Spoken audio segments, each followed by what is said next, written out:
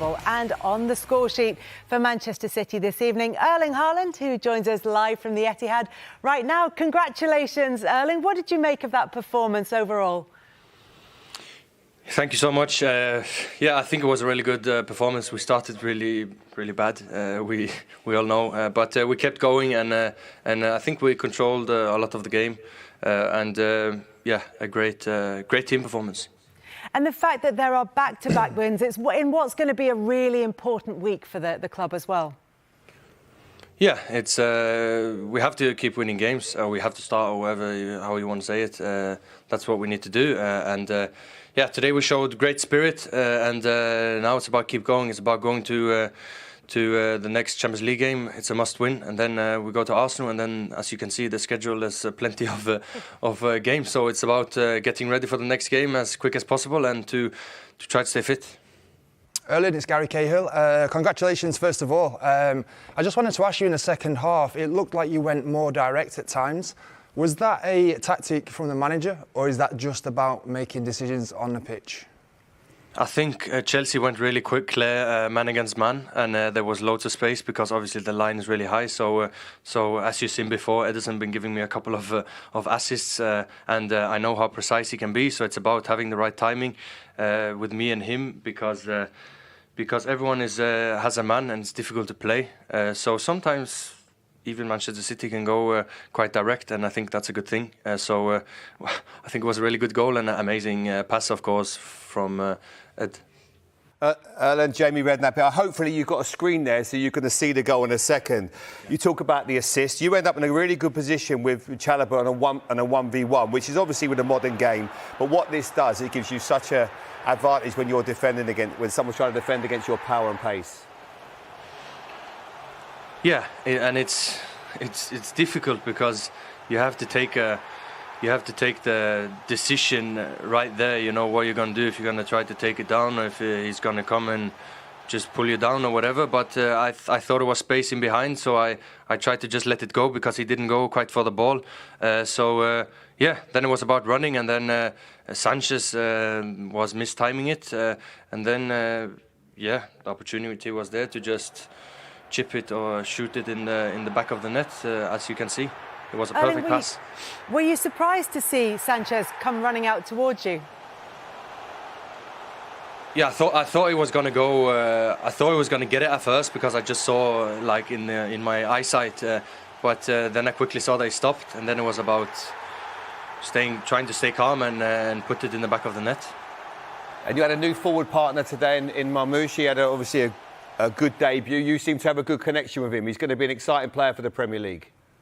Yeah, and I think especially first half, he was really you can see that he has something special, and there's also a reason why Man City bought him, because he has something special. So he got straight in the team, and it's about getting to know him as quick as possible, because so many games is coming and so many important games. So it's about giving him confidence, and he's going to be a fantastic player for us. Erling, lots of players have talked before about no matter how successful you are, it's always a boost to have new players, new faces in the dressing room. Have you noticed that with the three new signings coming in? Yeah, it's always nice. I've been a new player before, trying to come in with a bit different energy and a bit different, personality or whatever. So it's always nice, and also nice to get to know new people. And of course to play with good players. That's what you want. And as I said, he had an amazing first half of the season for Eintracht Frankfurt, and hopefully he's going to have the same season for us now in the second half of the season. And of course, as they all know, you're going to be there for a long time now, so they know that you're going to be a familiar place around the club. Erling, thanks so much for joining us. Good to talk to you. Thank you, guys. See ya. Yeah, another 9.5 years, as we know, for Erling Haaland. But for new players coming in, they know that there is a player in there who's going to guarantee them almost goals in games. Does that make a difference in terms of particularly the young players coming in? Yeah, I think for any player that's going to sign, you want to know that the good players are staying. There's obviously going to be a slight change in the next few years because there's a change in the guard. Now, Kevin De Bruyne, for me, has been the best Premier League midfield player ever, but he can't play that for that much longer. He's got a couple, maybe I think the end of the season might be his last season. And you want to know that the good players and the younger players are still going to be there, the established ones. So it's so important when you see him sign obviously it's quite unprecedented 9-year contract, but I think it's still good for everybody. It's good for City fans because he's a phenomenon. Since he's come in, the goals that he's scored, he's an incredible player. And I think as a player, when you know that he's signed, it helps when everyone else wants to come in. It's good for the Premier League as well. You want the best players in this league. It's a top league. And he's certainly one of them. He's world class. He's got absolutely everything. So yeah, it's a big statement from Man City to keep hold of a player like that. And also, like Jamie said as well, when you're trying to attract players to the football club, I mean, Manchester City, in some ways sells itself. But obviously, to know that you've got the likes and the calibre of Erling Haaland there, it can only be good. Yeah, and there for a long time. Exactly. Well. Yeah. Look, Marmoush, as Jamie said, it was a good debut from him.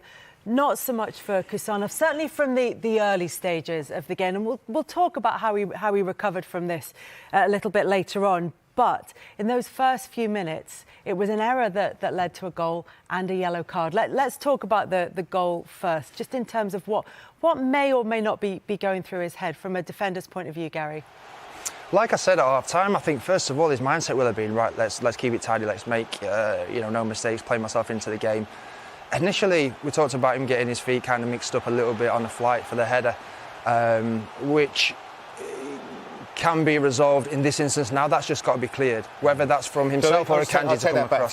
So as I said, once that ball's bouncing there, you see there's an awful lot of space to his left. So if he were to just, if you don't mind, maybe even take it that way with his head, hook it with his right foot. But that one there, you just don't feel is on, just knocking it back to the goalkeeper. I don't feel it's on. I think playing your way into the game, like we said before, as a young player coming in and just wanting to make no mistakes early on, feel your way into the game, I feel like the best option there is the first one, what you just said. Bounces, you clear it. You get rid of the danger, you ask questions after. There's also an element, what we said as well, with maybe a Kanji is maybe a bit harsh on him, maybe gives him a shout to clear it, or he comes across and takes control. But someone has to take control in that moment, early on in the game, and clear the lines. Was this a bit of a mistake? So just talking about foot pattern as a centre-back, because he gets himself in a little bit of a muddle here. You can see he wants to lead with his right foot as he goes up to take on the header. But then he's at the last second almost changes his foot pattern and then loses his momentum a little bit. Yeah, it's interesting because you spotted this, didn't you, early on? And I thought, if you're looking at finer details, the first run-up when he's got his right foot in front, he's got momentum to go and then win and challenge the header. The minute he changes his feet, it almost becomes that he's standing still. So he's going from a stood still position, if that makes sense. If you go back, I don't know if you can. Yeah, I'll take that back. Hold on. Let's take that back. So I think it is. I think it's a detail. It's almost that, and the second one compounds because I think if he probably wins that first header, obviously that gives him a little bit of confidence for the rest of the game. But that sort of got him into a spin, didn't it? This is the one here. So here, you look at his right foot position. If you slow it down, it's gone too fast. You've got time, it's all right. It's the beauty of live TV. We can take our time. So here, so when you run it slowly, he changes his foot position then. So if you go further back, as he's getting his momentum, he's running towards the play. You get momentum, you get more height, you'll be able to attack it more aggressively. The minute he changes his feet, like I say, he just goes from a stood-still position, which is very difficult to get up. To be honest, he totally mistimes it. It's not even a flick on. He's totally misread the flight of the ball. And then rather than get his head on it, he gets his shoulder on it there, and he's just in a tumble. The business ends the second one. Let's be right. You just clear that and you ask questions after, Absolutely. like I said. So it's disappointing for the young boy to start the game like that. He misplaced 4 of his first 7 passes, Yeah. and this is not a player whose profile, certainly if anybody's been looking into him in the build-up to this game, suggests that he's anything other than defensively very solid. How much of it is he's 20, coming up for 21 at the end of February? He's just come to Manchester City. He's only been in the country for a couple of days. How much of it is down to just maybe nerves? Ken, I'm not. It's easy to be clever. It's hindsight. I said before the game, I felt it was just a bit of a risk. It's less of a risk for Marmoush, as an example, as a striker, because the mistake he maybe misses a chance. But when you're actually playing as a centre back, it's a lot more difficult. The risk and the pressure that's on you. And I actually think Pep right now will be thinking, I shouldn't have played him. He's 20 years of age. He's just come into the country. It's not like he's worked with this back 4. The team has not got any confidence right now as a defensive unit. You're playing right back who's Nunes. It's not like you've got an established back 4 that's playing together and you can come in when the team's winning week in, week out. Last year, this would have been an easy job. It would have been a much easier job. But this season, it's a lot more difficult. And I think throwing him into an environment like this today, it was a mistake. You know, but he's got to learn from it, and I think long term, I think he'll probably help him, because after he made those initial mistakes, he did get better. But having got booked as well, it was a really difficult debut for him. I just hope it doesn't sort of damage him long term. You know, I thought the fans were really good with him in the end, but he will learn from this and hopefully become a stronger, better player. Yeah, he got a good reception when he came off. Yeah. And I think if I bring myself back to when I was a young player, I think the reaction after the goal, the booking, the couple of misplaced passes, you're replaying that in your head. You're replaying that in your head many times. The further down the line in my career, the more experience I got, I managed to be able to kind of dismiss that, worry about that after, which I would analyse it after. But as a young player, I was the same. I used to replay that in my head, and it would affect your game. Like you said, when he did settle down, he made a couple of good blocks. And listen, football's a roller coaster. He's a young player, right? This won't be the first time he makes a mistake for a goal. It won't be the last time. So, you know. It's been a whirlwind week. I don't know about you. I remember signing for Liverpool as a 17-year-old. You signed, you know, for Chelsea. Things happen so quickly. He's been pulled left, right and centre. And all of a sudden, he's been told he's got to play against Chelsea in a high-profile game, live on Sky. It's been difficult for him. And I'm sure social media and everybody's going, oh, he's had a night.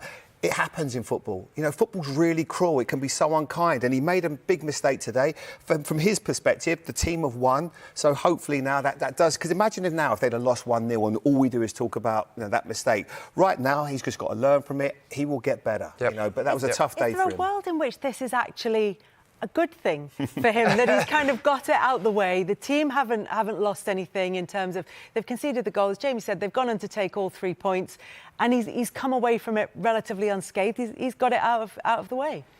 I'm not sure he'll think that way, Kelly, to be honest. I'm not sure he'll think that way. But what I would say is it builds character, you know. You gain experience as a young player through going through experiences, good and bad.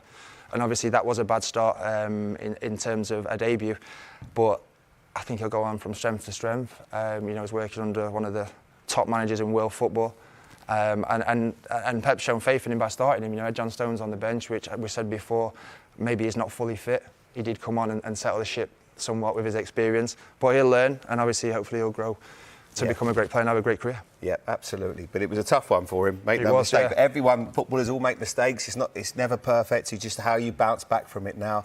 And the good thing is he's going to get back into training and make sure that he just establishes himself in that team. But it was a tough watch, that first 10 minutes for him. I felt really sorry for him. Yeah, he'll want the next game to come. He'll want to play the next game as soon as possible. That would be my mindset. Well, he's lucky the game's come thick and fast. So he's got another cup final coming up soon. He just wants to be on the starting lineup for that one.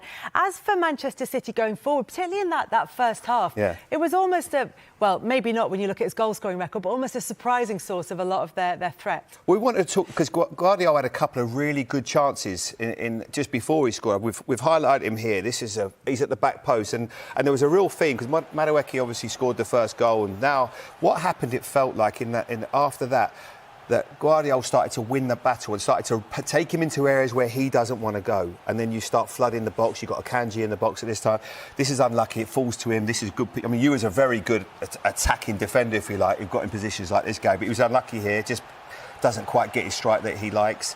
And then again, here he is in this position. Now, I want to ask you about this one, Gary, because you can see, just take that back a little bit, Madueke, Guardiola's going to make a really good run, but he's not comfortable in that position. Do you think he probably should match that run, or should you leave Reece James with that one as that ball gets played? He's like a centre forward, isn't he? He bends his run perfectly. Great piece of play. But yeah, obviously it's not natural for Noni to go in them positions. Sometimes you have to track, but I think he shouted to Reece to try and pass him on, and he's kind of got him.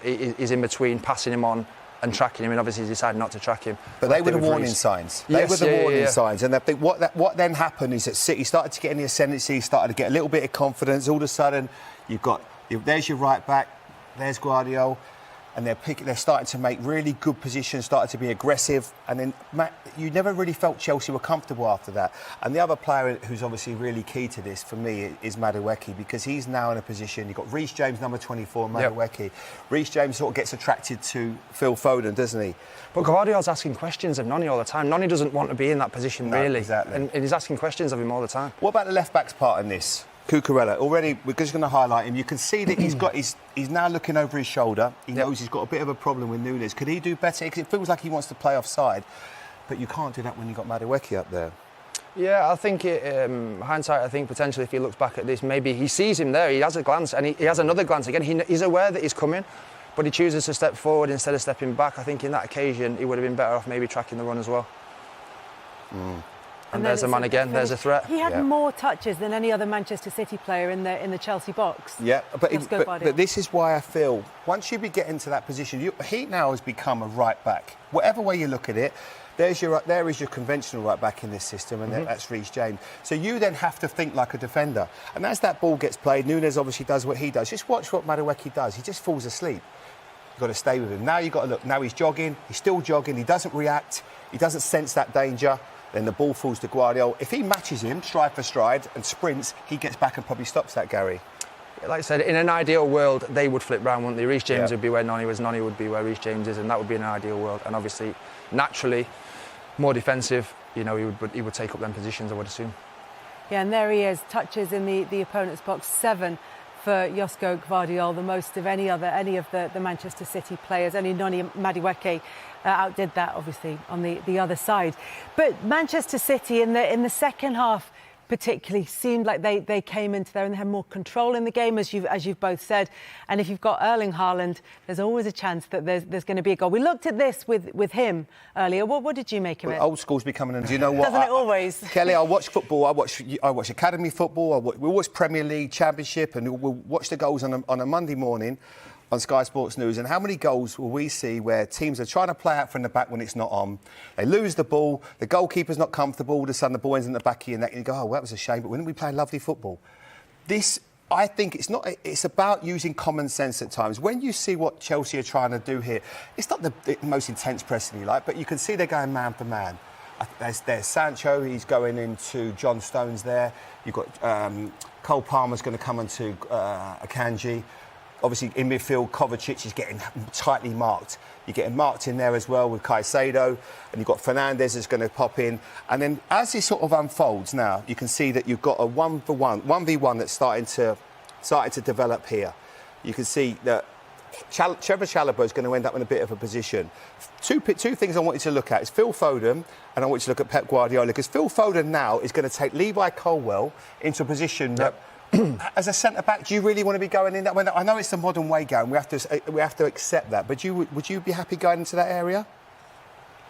No, because I think obviously I'd leave my centre-back 1v1, which is brave. The way they've set up there is brave. Like you said, it's man v man, and if that's the setup, then obviously he has to go in there. Yeah. Because if he doesn't, Ederson has the quality to drop that into Phil. Absolutely. One person who certainly knew it was Pep Guardiola. Yeah.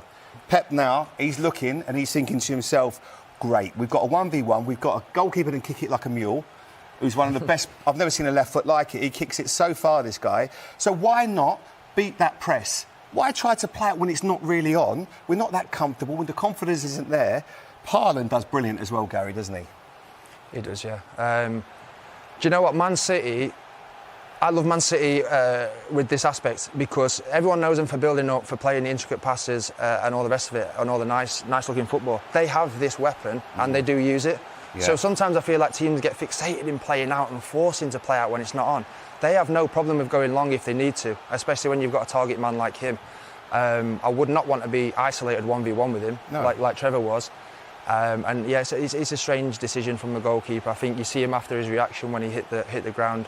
He knows he's found himself in no man's land there. And really. Haaland said that. You can see the moment that Robert Sanchez changes his mind when he's running out towards him.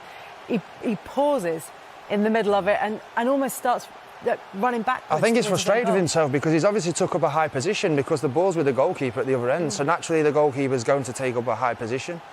I think the error that he makes is instead of retreating back to his goal, he stayed in that high position and almost, he's come across. You just see him coming into the picture now in a minute. Here. Yeah.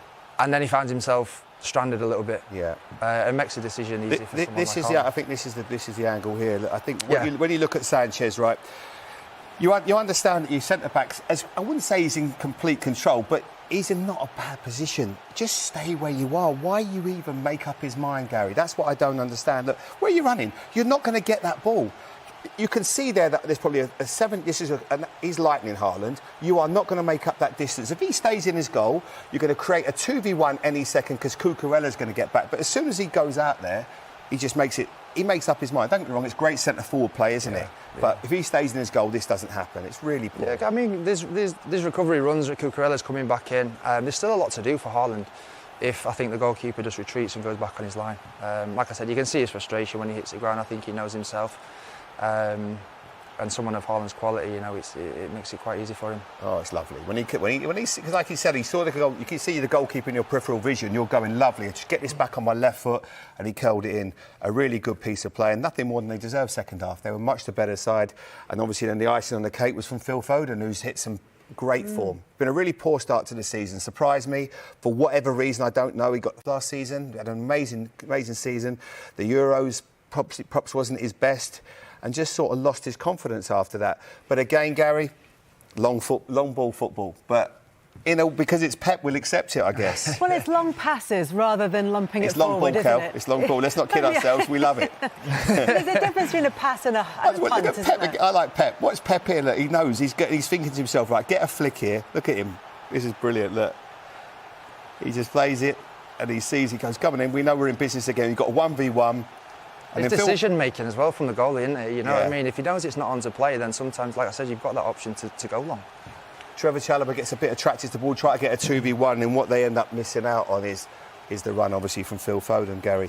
Yeah, like you say, he's hit form. He's a top player, and I think, you know, sometimes you do hit a dip in form, and he had that at the start of the season, but certainly he's back to his normal self now with goal scoring. But again, great piece of play by Haaland, very difficult, so strong. And he just pops it off. And 1v1, you know, you fancy Phil, especially in this fall, to finish that. I bet you Erling Haaland loves this as well. It's perfect for him. Because I don't think he likes that. Does it feel more like Dortmund? Yeah, because I don't think the intricacies of the game and sometimes those little subtleties and tight areas, that is necessarily his strength. But if you say to him, you're going to have a battle with a centre-back, go one like man for man, you try and stop me, I think that's when he comes into his element, Gary. I played with Diego Costa, and he was very much, if we wanted to play football and play nice football, he'd get involved in that. If he wanted to have a target man and have a little bit of a wrestle, he'll get involved in that as well. It's like what I said about Erling. He's got everything. He can run in behind, he can hold the ball up, his finishing, his pace, his power, so he's a threat. Yeah, look at that, 6 goals in the last 4 Premier League games for Phil Foden as well, and 7 in his last 7 in the Premier League. As you said, that early season form forgotten now. He's in a purple patch. Yeah, absolutely. It's good for him. He's got to keep that going now because the City they've still got a lot to play for. Not going to win the title, but they can certainly find some form and, you know, challenge in the Champions League if they can win this week and, you know, cup competition still. So it's a lot to play for them still. When we were talking about Arsenal and their propensity for free kicks and dead ball situations, Tony Pulis was absolutely delighted. He said, I knew everybody would come round to my way of thinking. They've now got 13 points. From the last 15. Is that all they could do, Sean, in this situation, with the unusual situation we've seen them in, is try and build slowly, and they've got a little bit of Premier League momentum now? Yeah, that's the only thing they can do, and what is really there for them. I think City as a club in general, they always take game by game, and they go into every game trying to get maximum points from that game, but as we know, through the blip that they had, that wasn't quite happening. But now they seem to be picking up points in pretty much a lot of the games they're playing now, and it's now just building onto that. And we know normally the back end of the season they normally go on an amazing run anyway. So can they do that again? And is it going to be enough to keep him in that top 4? They have to go out front foot, and I think they showed that today, coming back from 1-0 down against a good and strong Chelsea team. Because we have seen them this season alone have a Champions League setback in the week and then that hangover carry on to the weekend in the Premier League. And that could have easily happened today because they were 2-0 up in Paris and lost 4-2. Yeah. And especially when they went 1-0 down, you know, you could possibly feel the crowd thinking, oh no, here we go again. As I say, a bit frail confidence. But no, they bounced back and they played particularly well. I really enjoyed watching them. I think Chelsea actually made it reasonably easy for them. In what way? Well, we'll look at the goals in a little while, but you know, I'd be quite sceptical unless I've got someone like Saliba or unless I've got someone like Van Dijk at the back. Or Makelele in front of them. I'm not sure I'd be leaving Erling Haaland one-on-one to basically manhandle defenders. I mean, he's big enough and strong enough to do that. And I think both the second and the third goals, Chelsea were happy just man-marking all over the place. Manchester City would sit deep in their own half, and all of a sudden it was just Haaland on his own against Chalobah or whoever the centre-half at the time was. And that's just a one-on-one. That's, like, really risky. And as I say, it happens a lot of the time. Arsenal do it, Liverpool do it, but they've got man-mountain centre-halves that got the speed, got the strength and can do it. as I say, we'll have a look at it in a little while, but I thought Chelsea were a little bit naive at times. Never happened when there was a Makelele in the team on your watch, of course. But were they a bit unprotected at times, that Chelsea back four today? Yeah, I think they do a lot of mistakes today defensively. The positions, the way Michael said, Chalobah needs to with the central protect the one-on-one. I think they lose is about their own mistake. They can do better today, I'm sure. OK, let's get some Manchester City reaction. Amongst the Premier League goals again, here he is, Erling Haaland. It looked as though every City player really enjoyed that today. Was that as good a performance, team performance, as there's been for quite a few weeks? Yeah, I think it was a overall great performance, even though we started horrific. It was a fantastic team performance, and I'm really happy. Was that one of those nights when the senior players all stepped up to help one another out? I think, when we get the start like we did, it's difficult, but I think we played really well, even from that, and we kept on going, and then Joshko scored, deserved goal because he had quite a few chances, and we kept on pushing, and second half was the same, and yeah, we got the goals, and in the end it's what we need to do. We need to lock it in the back and keep going attacking wise. You just said about horrific. Do all sorts of thoughts enter your mind, or do you not let them? When you think about Paris and then you're a goal behind, does it affect you? No, it's that early that it's almost like, okay, we have to start with -1 goal, like we did it quite a few times. Even Brentford scored after even earlier, this can happen, but it's about keep going, because we've done it so many times before, turn it around, especially here at home. We know how confident we are and everything, so it's about keep going and to try to have peace in mind in your head. That's really what matters. There aren't many strikers who can have a look at the goalkeeper with the ball and think, he might give me a goal here. Every time Ederson gets it like that, are you on the move straight away? Yeah, it's something we practice. Depends on the team we meet and everything, but especially team that goes man against man, we try to focus on giving me space, because there is a lot of space, and then Ederson gave me a lot of assists already these 2.5 years, so when he has the ball, it's about being perfect timing, because he's so precise. And you've got a new man to help you out up front, Omar Marmoush. What had you seen of him before today, and what do you think he's going to do to help you and to help the team? Yeah, I think I've seen. I still watch Bundesliga and support Dortmund, of course. So I'm watching Bundesliga, and I watched him as well. So it's going to be fantastic playing with him. I think he had a really good first half. He even scored. I didn't see it again how much offside it was. But yeah, you can see that he has something special, and that's also why City bought him for a lot of money. So yeah, I'm looking forward to playing with him, and it's going to be a really good time. Thanks, Ellie. Thank you. He's got 5 in 5 Premier League games now after going. There's 2 aspects then to his goal. Let's first of all talk about the City side. They practice it. They know what Ederson can do, and he is the obvious target in this situation. Yeah, well, they did this a few times within a game from various areas, and I'm not sure what Chalobah was quite doing there, but Haaland reacts quicker and he sees the keeper. And for me, the finish is as cute as it gets. I think it's a perfect, delicate finish, Mo. It is absolutely great finish, but I said that's what I was touching on before. Everybody locked in, man on man, but then you leave one-on-one at the back. I'm just not sure you can do that unless you've got somebody that's got the physical presence to manage Haaland. He first of all bumps Chalobah out the way, and then he sits him on his backside, and then the goalkeeper makes a horrific mistake running out when he doesn't need to. I mean, if he stands on his goal line, that's just Haaland has to wait and wait and wait for some support off midfielders and all the rest.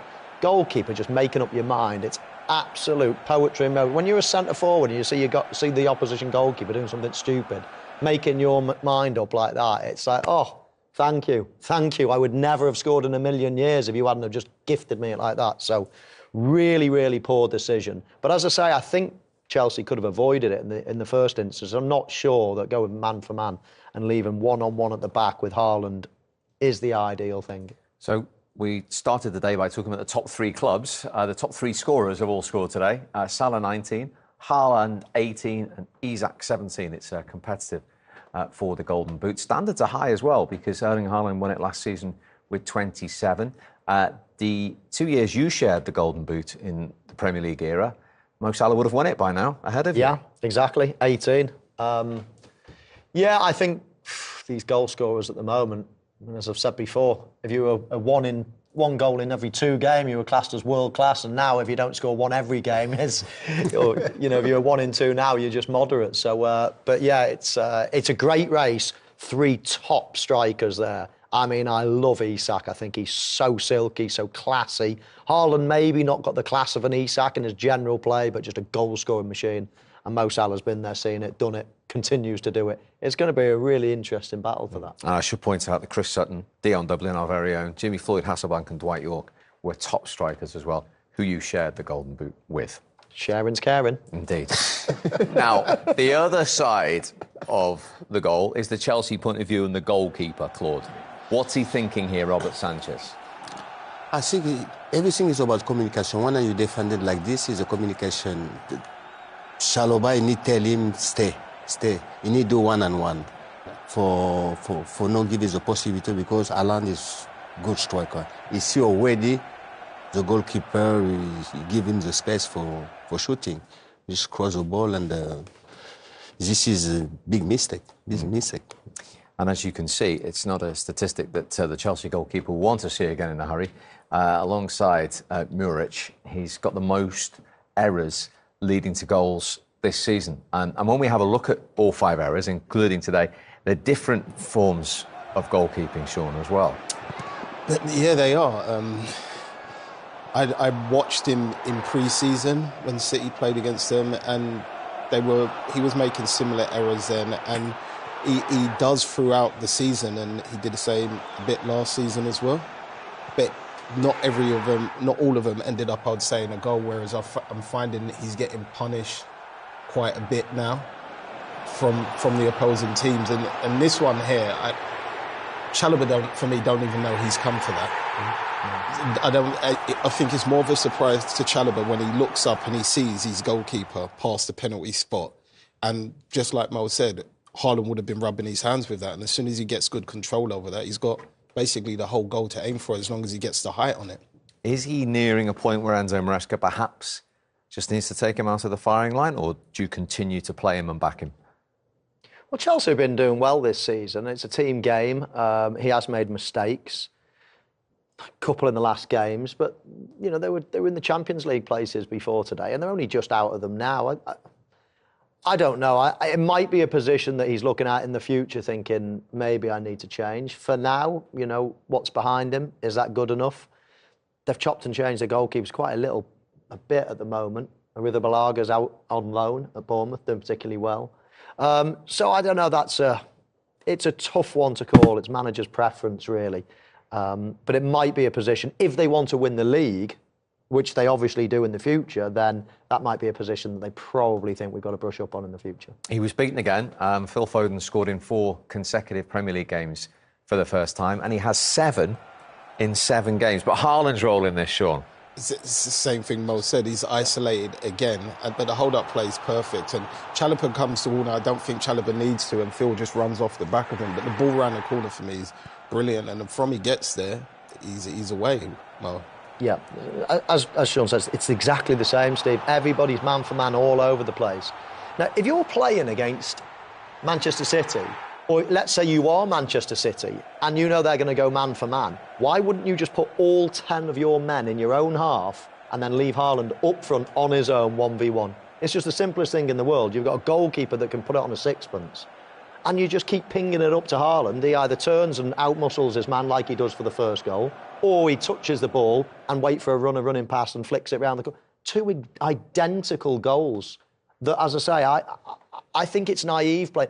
And as I say, if I'm Liverpool and I've got Virgil van Dijk, he's as quick as Haaland. He's probably stronger than Haaland. I'm quite happy with it. Saliba, I could probably do the same. But I'm not sure anybody else in the Premier League can afford to just go one-on-one and just let the goalkeeper chip it up to him and say, go on, you two have a battle, see who wins. Haaland's going to win it most of the time. I think it's naive play. Both goals exactly the same. What do you think?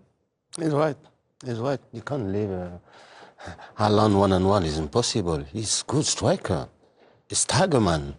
He knows exactly when the ball is coming. He knows the teammate. He will take the space. We see the goal. They combinate with his teammate. Easy. 1-on-1 is impossible on my side, huh? Because I see. Yeah, with our side. As I say, I can only think of two centre halves. So Yeah. I'm thinking Van Dijk and Saliba. I mean, Gabriel is a big, strong guy, but in general, you can't do that against Haaland. That's what he is. That's you're just saying these are your strengths. We're going to let you play to them. If anything, you sit deep. He hardly has a touch in most games. You know, you can keep Haaland quiet in many games, but when you that's just giving him what he wants. That's perfect for him. He dreams of situations like that. Why would you do it? Why would you let somebody that's got all that strength utilise it? You actually normally put them onto their weaknesses, so put them onto his right foot or keep him out the box or don't let him get a running jump on it. All the things that you think he's good at, well, let's negate them and make him do the things he's not so good at. Chelsea have just let him do what he pleases at the things he's absolutely brilliant at. It's baffling, really. One man who will be pleased about that, having been 1-0 down, is, of course, the Manchester City boss. Here he is, Pep Guardiola. Pep, there was a lot in that. Impressive, would you say, given the injuries that you've had, what happened in midweek and the start to this match, the way you've come back and taken all 3 points? Yeah, it was not the best start, and we were lucky that they couldn't punish us with a 2-0, but after that we recovered emotionally really, really strong. And we make a good performance, especially for the team we are playing. At the end we had more the ball than the last games, and that make us, to have chances to play. And they just 3 points, but of course in the situation that we are, and especially for the game, the final we have next Wednesday, so it was really important. Khusanov, how is he? He didn't speak English, so I didn't speak with him. We'll be fine. So understand, come for the first time, didn't make 1 or 2 training sessions. I don't want to push John because come from the injury, because I need him from Wednesday, and he will learn. As much he's aware of what happened, he will learn.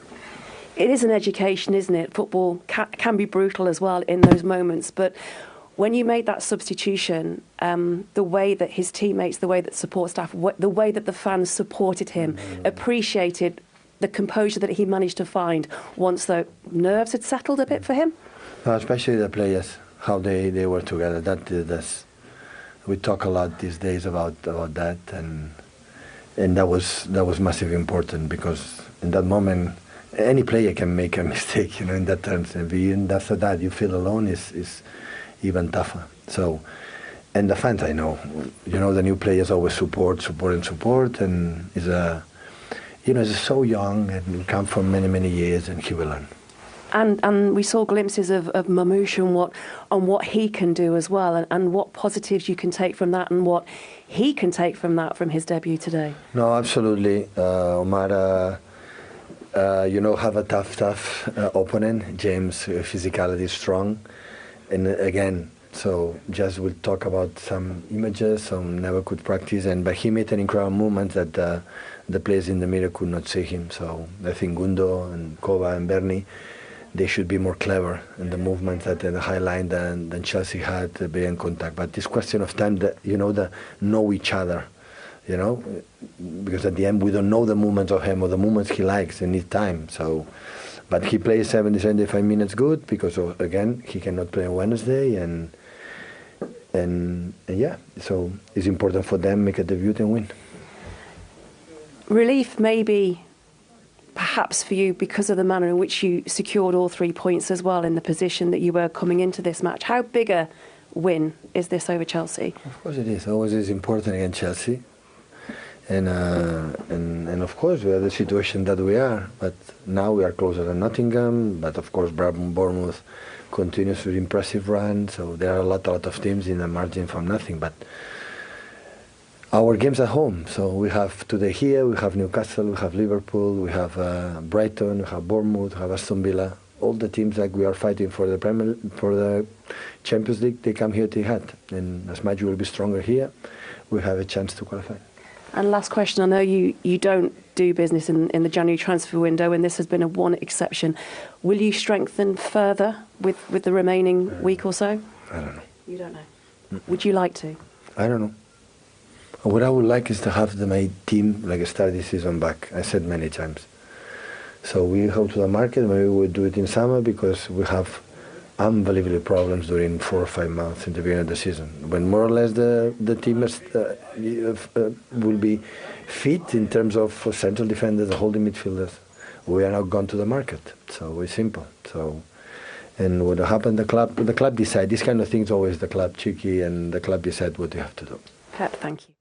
Watch that space. 9 days of the window still to go. Yeah, contrasting fortunes with the two debutants. But Marmoush, he mentioned that it's going to take time to find out his runs, but I think all three of you were very impressed with his movement today. Yeah, I was very impressed. He looked very sharp. He looked exciting. Obviously, he's coming up against Reece James, who we know on his day is a fantastic fullback.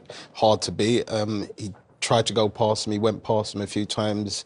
And his runs off the ball for me were really nice. The way he just guided in the middle and just kind of drifted in. But like Pep said, they have to build a chemistry between those players on the pitch. And once they get that and they notice his runs, he will get more from them in the game, I think. And he could have a really great partnership. Kevin De Bruyne, I don't think Kevin De Bruyne is going to stay forever. It might be his last season, but I'd love to see Kevin De Bruyne in that inside right pocket with him making those diagonals he made. That could be a dream partnership for the second half of the season. Yeah, indeed. He's already got 20 goals for Eintracht Frankfurt this season. The other side of the story is the former City assistant and Chelsea losing manager, Enzo Maresca.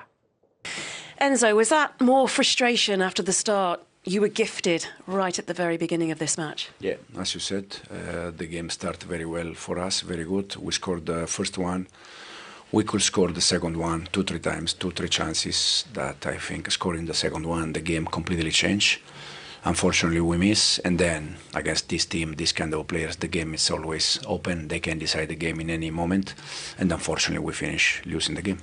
You say that, but why didn't you push on when you had that period of play just after scoring that first goal, when you were on top and when the mood and there was just a sense of nervousness around the stadium? Yeah, but I think we were there because after we scored the first one, we could score the second one in 2-3 different moments. So the team was there.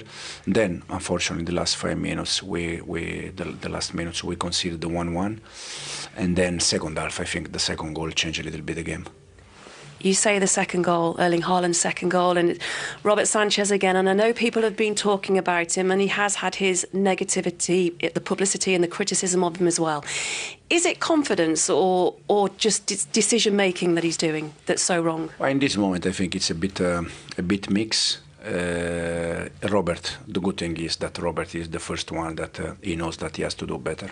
Yeah, and they didn't have an effort on target in the last 38 minutes of that game. Does it show you that, Claude, they've made good strides this season compared to last season, but they've still got some way to go, Chelsea, in those big moments?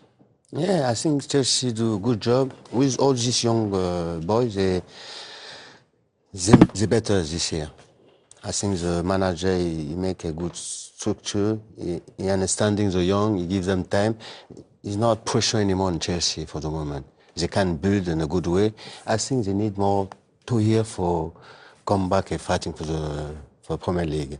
But I see them playing, enjoy football, and yes, he will progress still 2 years. But I'm happy now because in different Chelsea I see like 2 years ago. Yeah, they're 9 points, or they were before the game, better off than last season. This season they haven't beaten a team in the top 4 when they've come up against the big boys. Yeah, but as Claude says, they're a young team. I think they're the second youngest starting 11 in the Premier League, so they will get better and better. And I think that experience in the big games is when you actually see it. So a couple of years of building, they're looking good, they've got individual really good players, they're going to come together a lot. I like the manager, he's very calm, calculated, just feels a different Chelsea at the moment. So I'd be quite happy if I was a Chelsea fan. It was never going to go from there to there, but it looks like it's building quite nicely.